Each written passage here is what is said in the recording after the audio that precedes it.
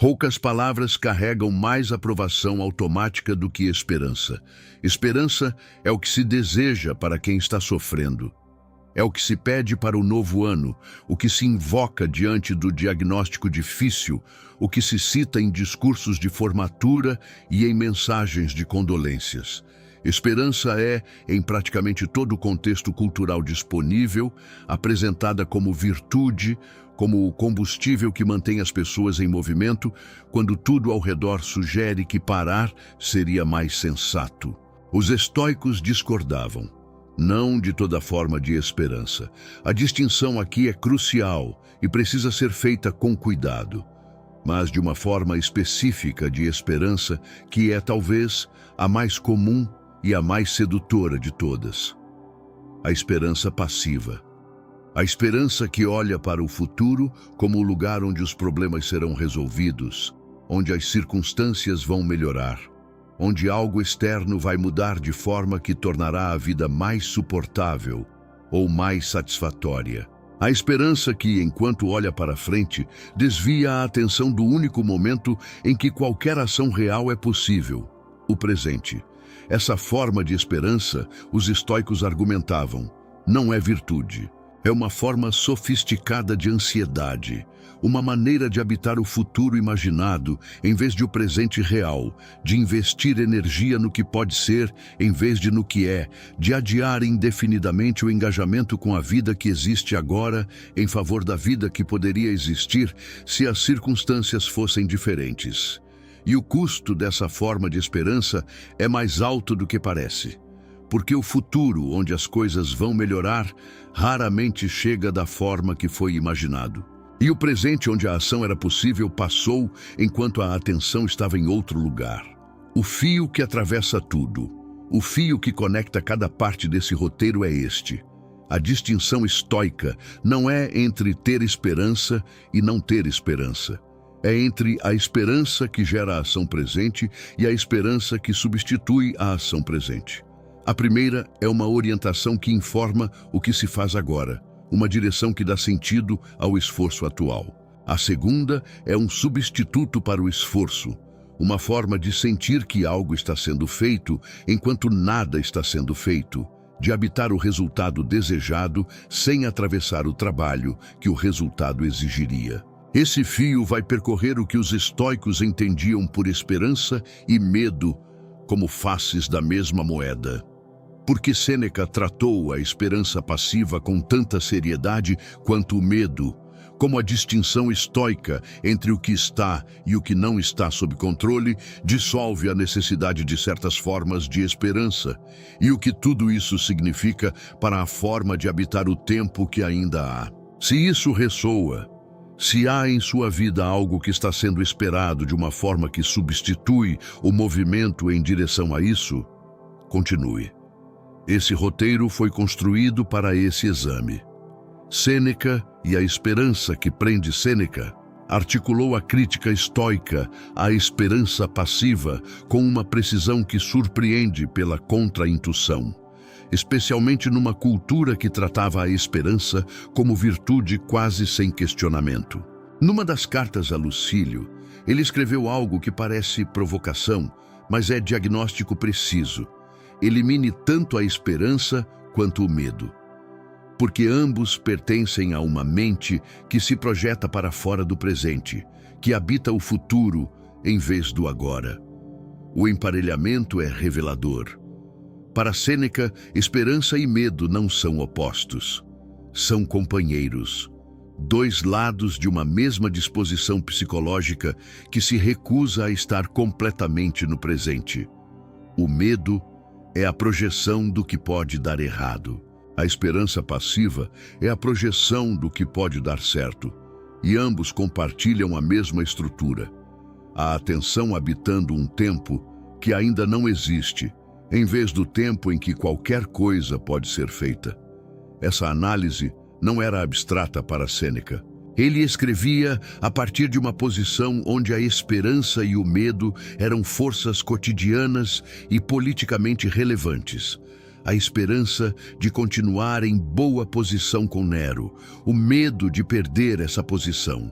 a tensão entre os dois que definia a experiência de qualquer pessoa com poder em Roma imperial. E o que ele havia aprendido ao observar essa tensão em si mesmo e nos outros ao longo de décadas era que as pessoas presas entre esperança e medo sobre o futuro eram sistematicamente menos capazes de agir com eficácia no presente. A atenção dividida entre o que pode acontecer e o que se deseja que aconteça rouba precisamente os recursos cognitivos e emocionais que seriam necessários para influenciar, na medida do possível, o que de fato vai acontecer. A pessoa completamente presente, sem a distração da esperança ansiosa, nem a paralisia do medo especulativo, tem acesso a uma clareza de ação que a pessoa dividida entre presente e futuro imaginado simplesmente não tem. Esperança e medo como faces da mesma moeda. A equiparação que Sêneca fazia entre esperança e medo vai contra a intuição, porque culturalmente tratamos os dois como opostos absolutos. O medo é o que queremos eliminar. A esperança é o que queremos cultivar. A ideia de que compartilham uma estrutura psicológica parece, à primeira leitura, uma provocação filosófica sem fundamento real. Mas a análise se sustenta quando examinada com cuidado. Tanto a esperança passiva quanto o medo são formas de habitação imaginativa do futuro. Ambos pressupõem um resultado ainda não determinado e investem atenção, energia emocional e recursos cognitivos na simulação desse resultado antes que ele exista. O problema não é simular o futuro. Isso é parte do que a inteligência humana faz de forma natural e frequentemente útil. O problema é habitar o futuro simulado de uma forma que rouba a presença do presente, que faz o momento atual parecer um corredor de espera para o momento futuro, um lugar onde nada de substancial está acontecendo, apenas o tempo sendo gasto até que a situação imaginada se realize ou se dissolva. Epicteto era direto sobre isso. A pessoa que espera com ansiedade não está descansando durante a espera. Está trabalhando, mas trabalhando na construção de cenários imaginários que não alteram o resultado que está esperando. É esforço real aplicado a um objeto que não existe ainda e que talvez nunca exista na forma imaginada. E a questão que o estoicismo coloca com uma precisão que desconforta é: o que poderia ser feito com esse esforço real se fosse direcionado para o que está genuinamente disponível no presente? A esperança que os estoicos não rejeitavam seria um erro, e uma simplificação que o próprio estoicismo rejeitaria, concluir que os estoicos queriam uma vida sem orientação para o futuro, sem nenhuma forma de antecipação do que se quer construir. Não era isso. A distinção precisa é entre dois tipos de relação com o futuro que têm nomes parecidos, mas estruturas completamente diferentes. O primeiro tipo é a esperança como orientação. A clareza sobre o que se quer construir que informa as escolhas do presente. Não a fixação no resultado, mas a direção que dá sentido ao esforço atual. Essa forma de relação com o futuro não desvia do presente, ancora nele, porque é no presente que o trabalho que serve a essa direção acontece. O segundo tipo é a esperança como substituto. A fixação no resultado desejado que substitui o trabalho que o resultado exigiria. A sensação de que querer o futuro diferente já é fazer algo em relação ao futuro diferente. Que imaginar o resultado positivo já é um passo em direção a ele. Os estoicos não tinham objeção ao primeiro tipo. Marco Aurélio tinha clareza sobre o que queria construir, para o império, para o seu caráter, para as pessoas próximas. Sêneca tinha orientações sobre o que sua escrita e seu pensamento deveriam servir. Epicteto tinha uma visão clara sobre o que a filosofia genuína deveria produzir na vida de quem a praticava. O que rejeitavam era o segundo tipo, precisamente porque reconheciam que a sensação de já estar fazendo algo que a esperança passiva produz é uma das formas mais eficazes de adiar o trabalho real sem que a procrastinação seja reconhecida como tal. O presente como único local da ação. No coração da crítica estoica, a esperança passiva está uma afirmação sobre o tempo que é filosoficamente precisa e psicologicamente transformadora quando realmente internalizada. O presente é o único momento em que qualquer ação real é possível. Não o passado, que está fixado e não pode ser alterado por nenhuma ação presente, apenas interpretado e aprendido. Não o futuro, que ainda não existe e que não pode ser habitado, apenas influenciado por ações tomadas no presente. O presente, apenas o presente, sempre o presente. Essa afirmação parece óbvia quando enunciada de forma abstrata, mas sua implicação prática é revolucionária e vai diretamente de encontro a uma das formas mais comuns de organizar a atenção e a energia que a cultura contemporânea oferece. A maioria das pessoas vive distribuída temporalmente de formas que reduzem dramaticamente a qualidade da presença no único momento em que podem agir. Parte da atenção no passado, nos erros que foram cometidos, nas circunstâncias que poderiam ter sido diferentes, nos momentos que não voltam.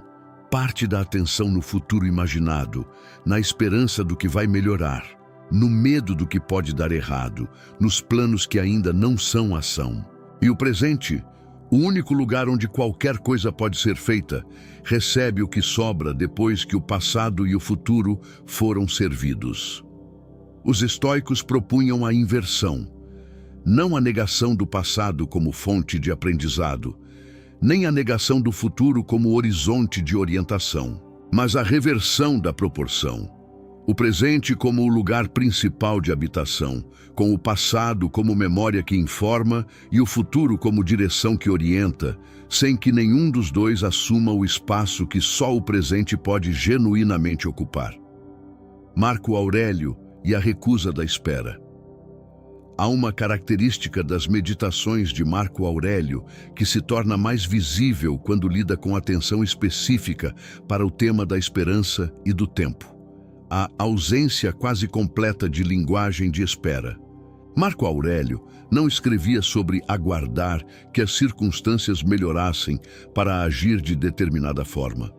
Não condicionava a prática das virtudes a um futuro em que as condições fossem mais favoráveis. Não adiava o que a filosofia exigia para um momento em que o peso do governo fosse menor, as guerras estivessem resolvidas, a saúde estivesse melhor. Escrevia sobre o que podia ser feito agora, com o que estava disponível agora. Nas circunstâncias que existiam agora, que frequentemente eram muito difíceis, muito complexas, muito pesadas para que qualquer espera por algo melhor fosse racional. E o que isso revela é que a prática estoica de presença não é um ideal para circunstâncias favoráveis.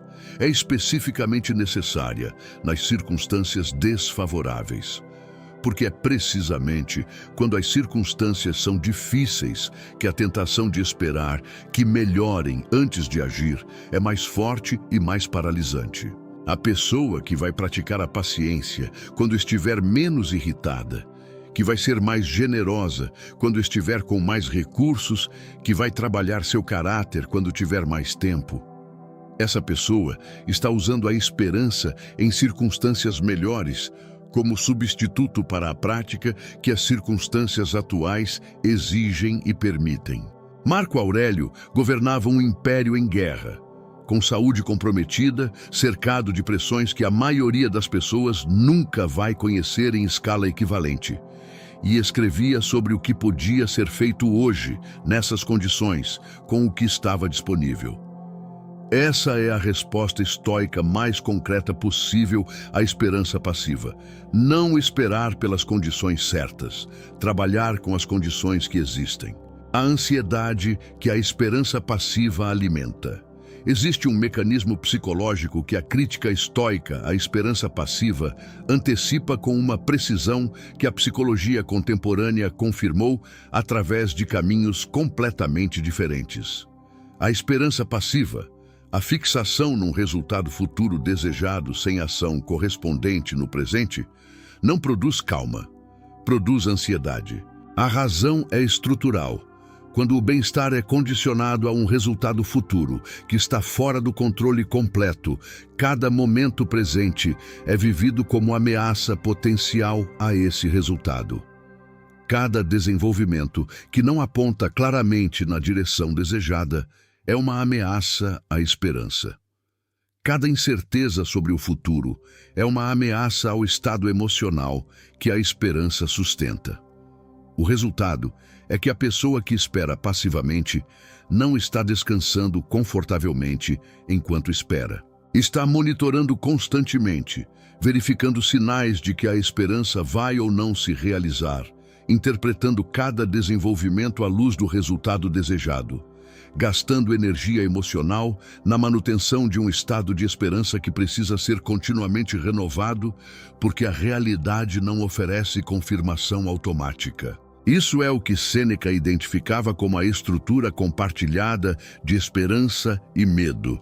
Ambos exigem monitoramento constante do futuro, e esse monitoramento é exaustivo de uma forma que raramente é reconhecida porque parece passivo, parece apenas esperar, quando na verdade está consumindo recursos que seriam necessários para o engajamento presente. A alternativa estoica não é a indiferença ao futuro. É a transferência da atenção do resultado para o processo, do que se espera que aconteça para o que se está fazendo agora. E o que se descobre, quando essa transferência acontece de forma genuína, é que a ansiedade que parecia ligada ao futuro incerto estava, na verdade, ligada à falta de engajamento presente. Quem está completamente engajado com o que faz agora não tem atenção disponível para a ansiedade sobre o resultado. Não porque ignore o resultado, mas porque o trabalho presente consome completamente o que a ansiedade futura necessitaria para se alimentar. O amor fati como antídoto. Os estoicos desenvolveram um conceito que vai diretamente de encontro à estrutura da esperança passiva, e que por isso mesmo é um dos mais difíceis de internalizar genuinamente: amor fati. O amor pelo que é, não pelo que poderia ser, não pelo que se deseja que fosse, não pelo que seria se as circunstâncias fossem diferentes, pelo que é, como é, agora. Não amor no sentido de aprovação entusiasmada de tudo que acontece.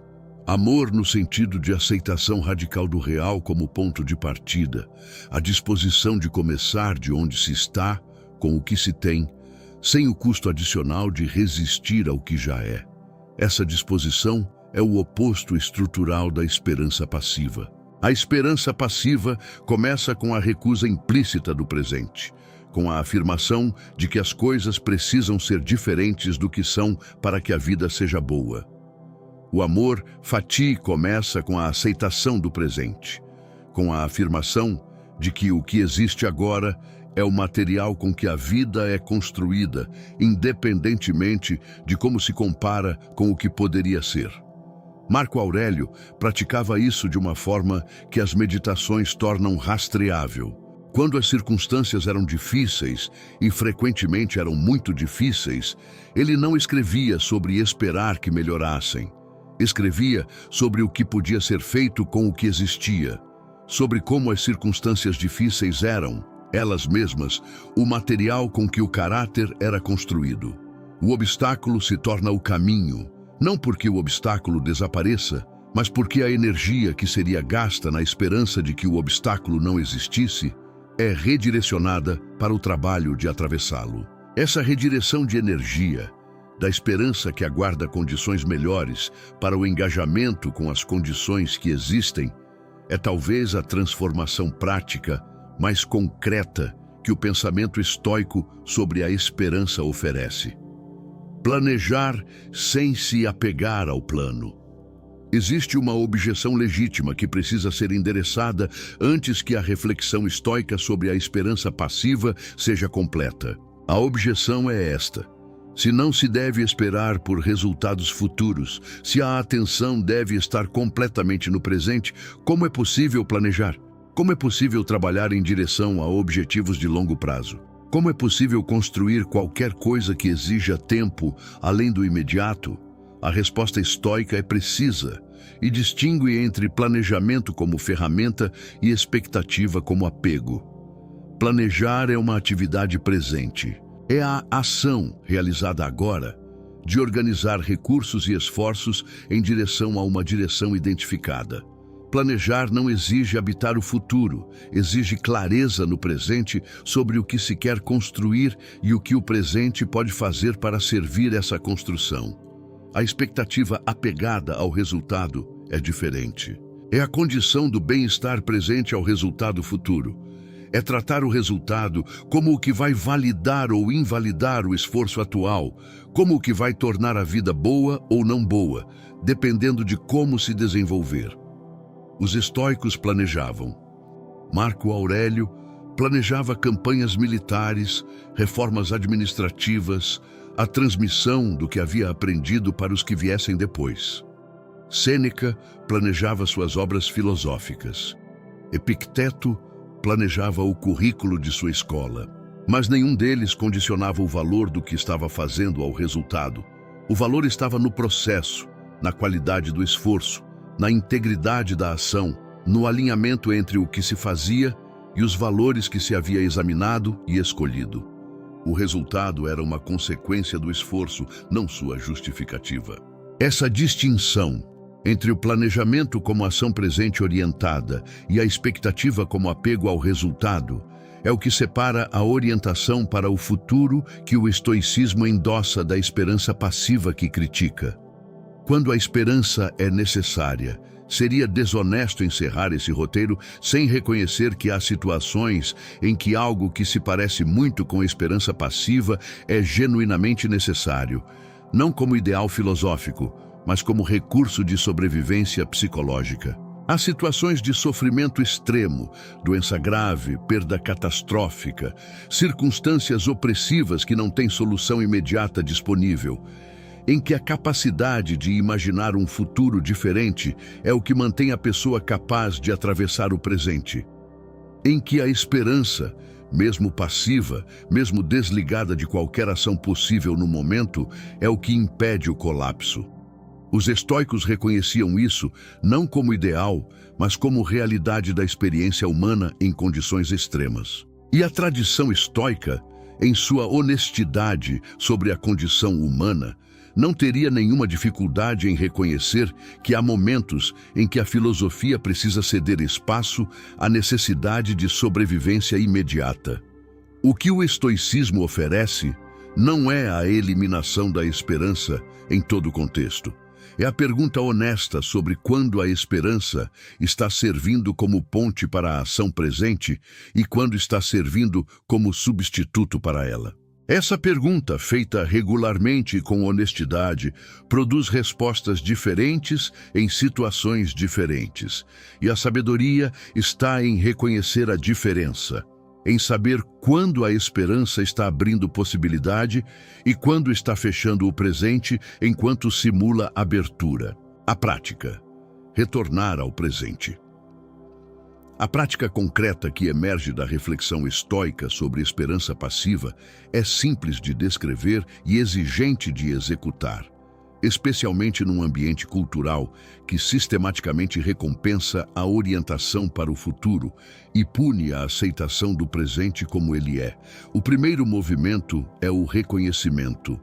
Notar, sem julgamento imediato, quando a atenção está habitando o futuro de uma forma que rouba a presença do presente. Não como autocrítica, mas como dado. A atenção está aqui ou está projetada para outro lugar? O segundo movimento é a pergunta sobre ação. Dado onde a atenção está, o que existe para ser feito agora? Não no futuro que está sendo imaginado, no presente que existe. Mesmo que seja pequeno, mesmo que pareça insuficiente em relação ao que a esperança está projetando. O que pode ser feito agora? O terceiro movimento é o redirecionamento deliberado, não pela força. A atenção não muda de direção por esforço brutal, mas por algo dado para ela. dar ao presente algo suficientemente concreto e suficientemente alinhado com o que importa para que a atenção encontre razão para ficar. E o quarto movimento, que é menos uma ação do que uma disposição, é o cultivo gradual do que os estoicos chamavam de ataraxia. A tranquilidade que não depende das circunstâncias externas porque está fundada na qualidade da ação presente, não no resultado futuro. Essa tranquilidade não é indiferença, é a paz específica de quem está fazendo o que pode com o que tem agora. E que não precisa que o futuro confirme o valor do que está sendo feito para continuar fazendo. O presente como suficiente. Há uma afirmação no coração do pensamento estoico sobre a esperança que é talvez a mais radical de todas as que essa filosofia propõe, e que vai mais diretamente contra o zeitgeist contemporâneo do que qualquer outra. O presente é suficiente, não no sentido de que o presente é perfeito, de que nada precisa ser construído ou melhorado ou transformado, mas no sentido de que o presente contém tudo o que é necessário para viver bem, agora, com o que existe, nas circunstâncias que são. A vida boa não está no futuro esperado, está no presente habitado com atenção, com integridade, com o esforço de fazer o que pode ser feito com o que existe. Essa afirmação é desconfortável porque vai contra a estrutura de adiamento que organiza grande parte da experiência contemporânea. A vida vai melhorar quando o projeto terminar, quando a promoção chegar, quando os filhos crescerem, quando a saúde melhorar, quando as finanças estiverem em ordem, quando as circunstâncias forem finalmente as que deveriam ser. E o estoicismo responde com a precisão que 2000 anos de reflexão sobre a condição humana oferece. As circunstâncias raramente são as que deveriam ser. O futuro raramente chega da forma que foi esperado. E o presente que passou enquanto a atenção estava no futuro não volta. O que existe é agora. O que pode ser feito é agora. A vida que pode ser vivida bem é esta, não a que viria se algo mudasse. Essa não é resignação. É o reconhecimento mais honesto possível do que é real e o convite mais direto possível para habitá-lo completamente, sem o custo adicional de uma esperança que promete o futuro às custas do presente. O presente está aqui. Sempre esteve. Sempre estará. Porque o futuro, quando chegar, também chegará como presente. A questão não é esperar por ele, é estar completamente nele quando ele é o único momento que existe.